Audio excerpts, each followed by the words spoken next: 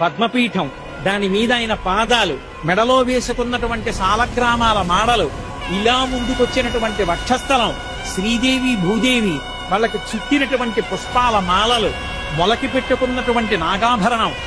ఆ పైన ఈ చేత్తో పట్టుకున్నటువంటి చక్రం, ఈ చేత్తో పట్టుకున్నటువంటి శంఖం, ఇలా చూపిస్తున్నటువంటి వరదహస్తం, దాని నిండా వజ్రాల తాపడం, ఇందరికీ అభయం ములిచ్చు చేయి కందువకో మంచి బంగారు చేయి అని అన్నమయ్య పొంగిపోయినటువంటి ఆ చెయ్యి, సున్నా చుట్టినట్టున్న చిన్న చిరునవ్వు నవ్వుతున్నటువంటి చిన్న గుంటటి మూతి, దాని కింద గడ్డం మీద కర్పూరపు మచ్చ,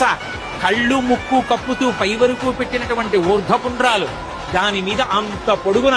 వజ్రాలు తాపడం చేసినటువంటి కిరీటం, ఈ చేతి మించి అలా కిరీటం మించి ఇలా దిగినటువంటి పెద్ద తోమాల,